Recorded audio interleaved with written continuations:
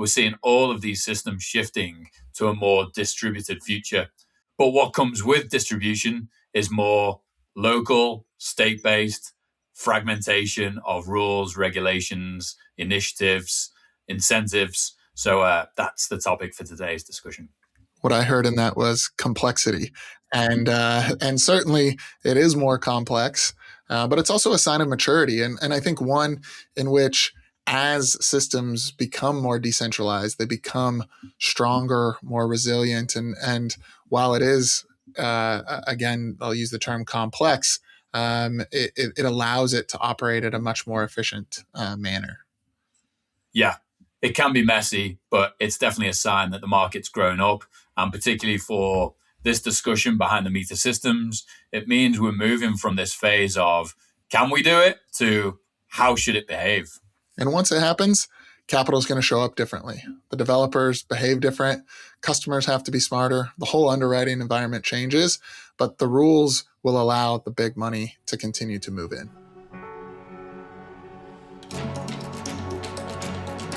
Welcome back to Renewable Rides.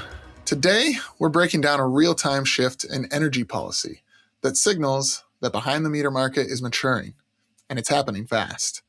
We're comparing New Mexico, Oregon, Colorado, and Illinois, and some of the policies to show how these states are moving from a can you build it mode into a how will it behave, coming with performance rules, reporting, dispatch, and bankable revenue design.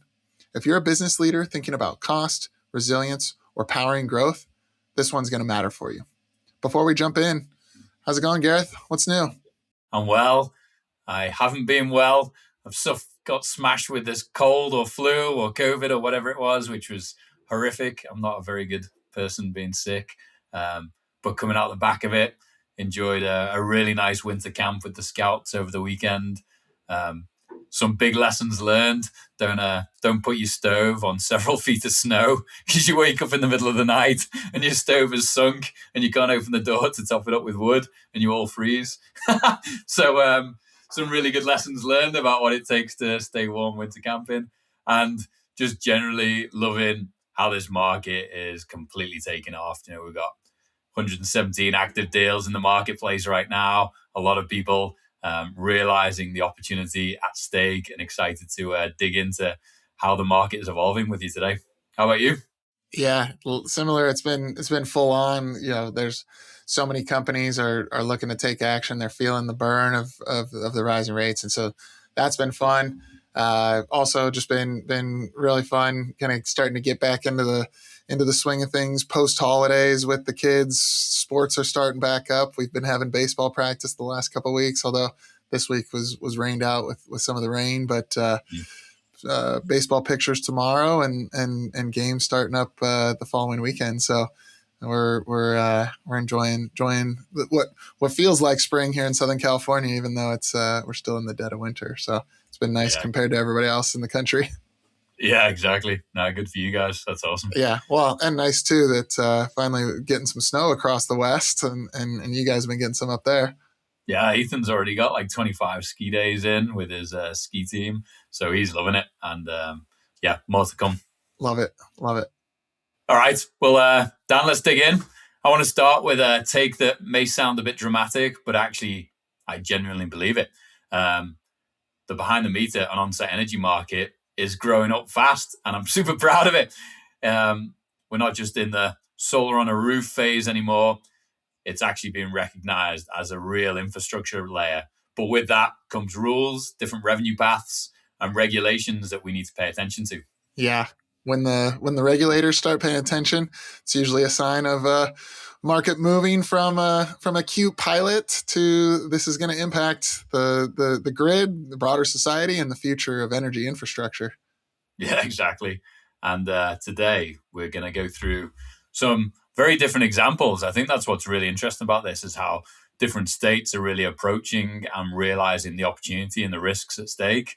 And we have a window where this entire market is heading in different directions. And it's interesting to understand what those state level moves are. Yeah, and let's certainly keep it practical. It's not just policy for policy's sake. It's really like what has changed, why it matters, how does it impact businesses, and what should leaders do next? Yeah, exactly. And if you're thinking, I've got bigger problems than microgrids and on-site energy systems, then I think you should actually change your mindset, because the energy system is decentralizing, and how that shows up in real procurement decisions, real risk decisions, and real profitable opportunities is changing fast. Yeah. So before we dive in, let's quickly refresh on some definitions, because we're going to throw out some terms here, and half the time, we want people mean one thing or something different, and we want to make sure we're all on the same page. Yeah, definitely. We're going to cover a few different terms. So let's keep it as simple as possible. When we refer to on-site energy systems, we mean generating and storing energy right at our business facilities. This can be solar, it can be batteries, it may be generators, it can be EV charging infrastructure for your fleets, and it may even include complex controls. But the core idea is that we are generating and storing the energy that we need at our facility. We may generate all of the energy we need, or we may be supplementing the energy that we get from the grid, and we're using the system to manage our cost and resilience profile accordingly. And sometimes this can be referred to as behind the meter. And really what that means, it's on the customer's side of the meter. So the meter is really serving as an interface between an energy consumer and the utility. And that meter measures the flow either into a facility or out from a generating facility into the broader grid. And so really what we're focusing on here is the behind the meter system, or the customer's side of the meter. Yeah, that's right. And then distributed energy is broader than on-site energy and behind the meter. It's any energy resource that isn't centralized generation. So centralized generation is when we generate energy, whether it be from coal, gas, nuclear, wind, solar, and we generate it tens, if not hundreds of miles away from where we use it. So a distributed energy asset it can be behind the meter, it can be in front of the meter, it can be any of those technologies, but it's distributed in terms of geography and ownership, and it integrates to deliver the energy outcomes we need. And then a subset of distributed energy would be microgrids. And Gareth, what's a microgrid? Yeah, so a microgrid is then an on-site energy or a local energy system, if you're thinking about a community, with a combination of different generation storage technologies. But the difference being is they are controlled by a brain, a controller that gives the system the ability to operate in what we call island mode. So it can disconnect from the grid in the event of a resilience issue, or it wants to operate as a standalone asset, or it can work in tandem with the grid. So that controller and brain makes that possible. Yeah, and so when we look at all of these kind of together, the simplest version, on-site energy being the asset class, if you will, microgrid being the operational capability and whether or not it's got smart controls, and then distributed energy is really just a broad category that describes relatively small systems that are not the mega centralized systems that have historically been the ones that power our grid. Yeah, perfect. And today's episode, we're going to discuss what happens when these categories stop being seen as niche and start getting treated like real infrastructure. And the macro thesis behind this whole episode is the world is becoming more distributed. We're definitely seeing this unbundling of centralized systems as they become constrained and stop delivering the value that we expect. And we're seeing this across many different sectors, actually: energy, compute through data centers, money, knowledge, society. We're seeing all of these systems shifting to a more distributed future. But what comes with distribution is more local, state-based fragmentation of rules, regulations, initiatives, incentives. So that's the topic for today's discussion. What I heard in that was complexity, and certainly it is more complex. But it's also a sign of maturity, and I think one in which, as systems become more decentralized, they become stronger, more resilient, and while it is again, I'll use the term complex, it allows it to operate at a much more efficient manner. Yeah, it can be messy, but it's definitely a sign that the market's grown up, and particularly for this discussion behind the meter systems, it means we're moving from this phase of can we do it to how should it behave? And once it happens, capital is going to show up differently. The developers behave different. Customers have to be smarter. The whole underwriting environment changes, but the rules will allow the big money to continue to move in. Yeah, it's super interesting. And I think one of the headlines that caught our attention, Dan, was just in the last few weeks in New Mexico. They drew this line around what they call big microgrids. And so the basis behind this is that the state Senate in New Mexico voting 22 to 20 passed Senate Bill 235, and it was called the Microgrid Oversight Act. And so what it intends to do is give regulators more authority over on-site microgrids, and it requires them to follow the state's Energy Transition Act. And the signal is pretty loud and clear. Policymakers are treating these large microgrids less like an innovation experiment and more like a generation fleet that needs governance. And the details matter here. So there's two key details that we want to be sure to highlight, which is the first is their definition of a microgrid, which is not what most of our listeners would traditionally think of. This is 20 megawatts and larger that are capable of islanding or being grid connected through their operations and with a dedicated source, self-source of generation. And the second is the intent of the overall bill being oversight. So really, if you're building a big private power plant, they're going to treat you like a real resource or one of the large power plants and subject to you to the different regulations and not just simply a hobby project. Yeah, SB 235, it creates a regulatory posture that says if you're going to build a large private system, you're going to meet our public standards. And the key mechanics of that, a microgrid, like they have to meet the microgrid renewable portfolio standard. And what that actually requests is that they have to be 100% zero carbon by 2045. So you wouldn't want to go ahead and build this all gas fleet behind the meter microgrid and then have to transition that to a fully renewable net zero solution over the next years. And that, it comes with benchmarks and enforcement powers, including penalties and fees, or the ability to even prohibit operation in the event of non-compliance. And the second is you have to start annual reporting in 2029.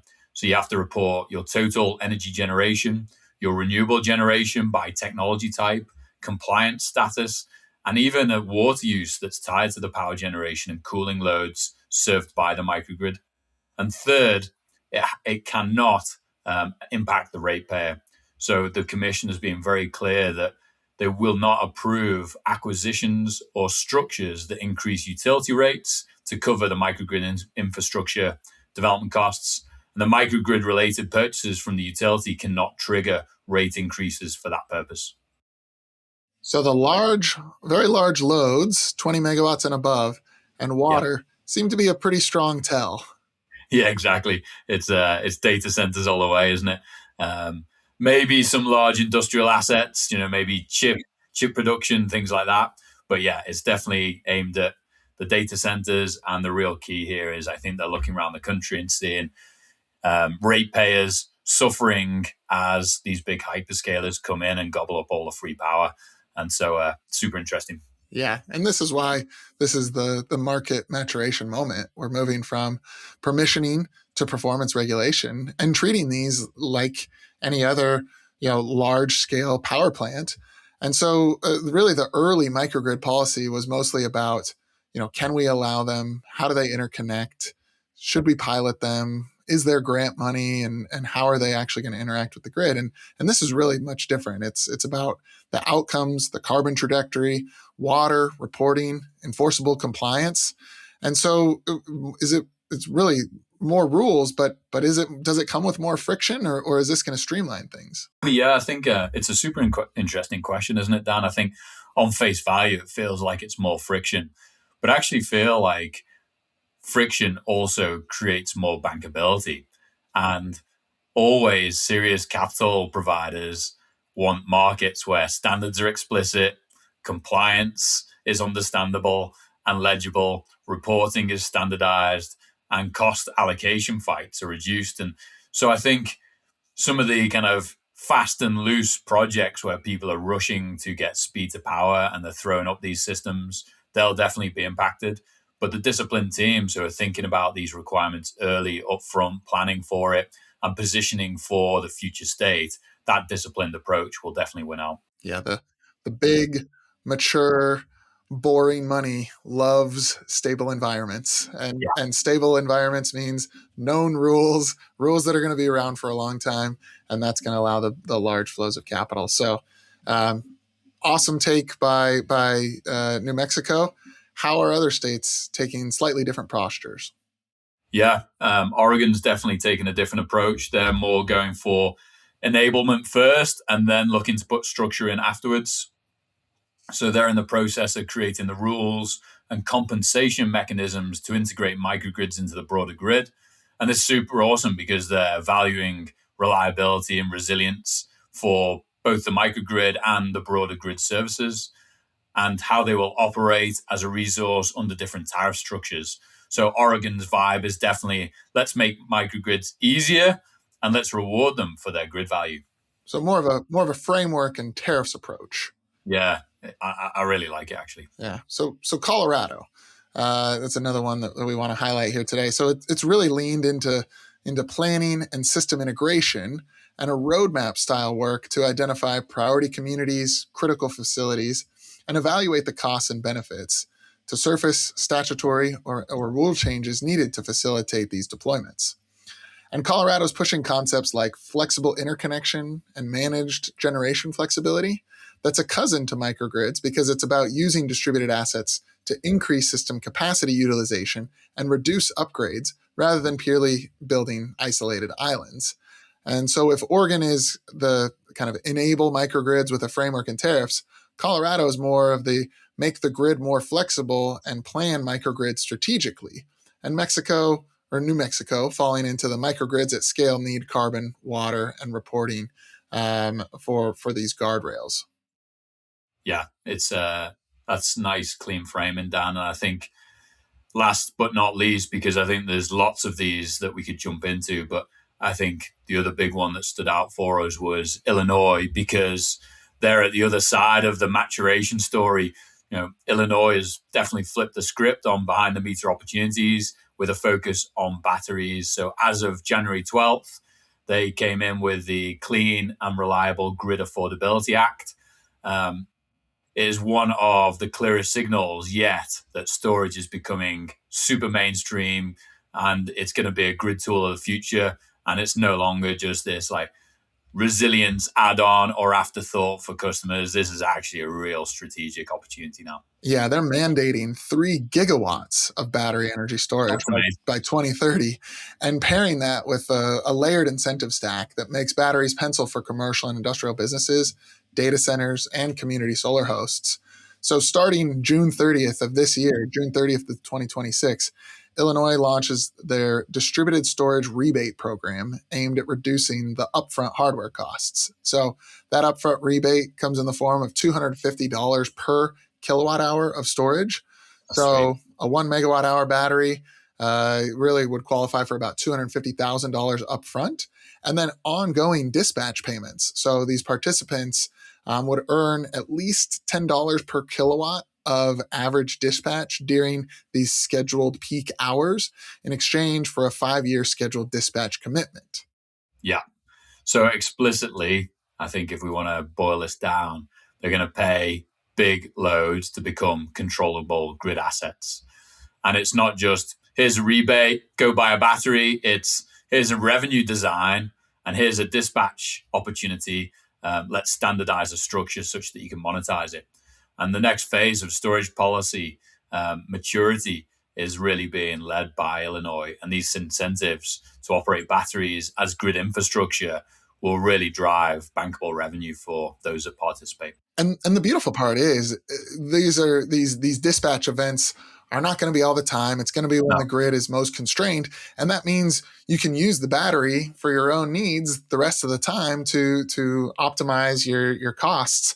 And we're already seeing, while the the exact mechanics and everything are still being finalized and guidelines being rolled out, we're already seeing some of the forward thinking developers and EPCs in the market look at this as a tremendous opportunity, and it's so lucrative that we've even heard from one in particular that they're willing to foot at their own cost a battery system at a facility, and then share in the savings with that host, where the host would get 75% of the savings, the developer gets 25% at no upfront cost to that facility. So that's a huge proposition, and I think one that we're going to continue to see others jump at and grow. So if we zoom out, what's the kind of the meta pattern sitting behind all of these state regulations?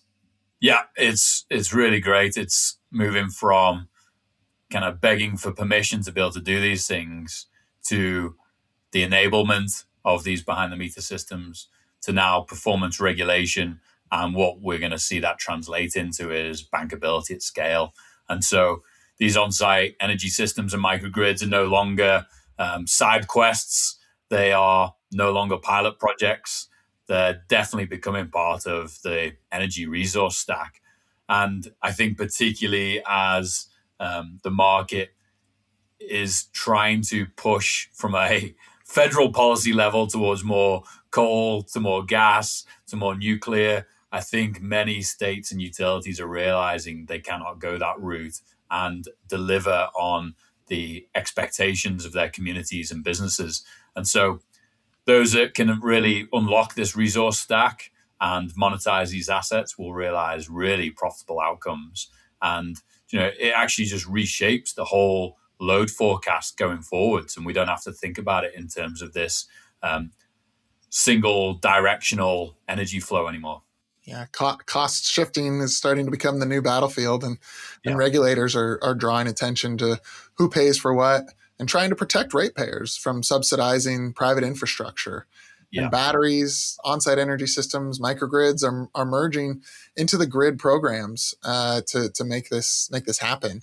We're seeing virtual power plants, scheduled dispatch, performance payments, all are coming together to make these assets operating resources, not just hardware on a balance sheet. And it's interesting. I was just having a conversation earlier today where we were talking about how these upcoming midterm elections later this year, we're going to continue to see more and more of the discussion be around energy affordability and reliability and these types of regulations, which are going to spur the deployment of assets that interact well with the grid or further improve the grid. We're going to see more of this type of policy.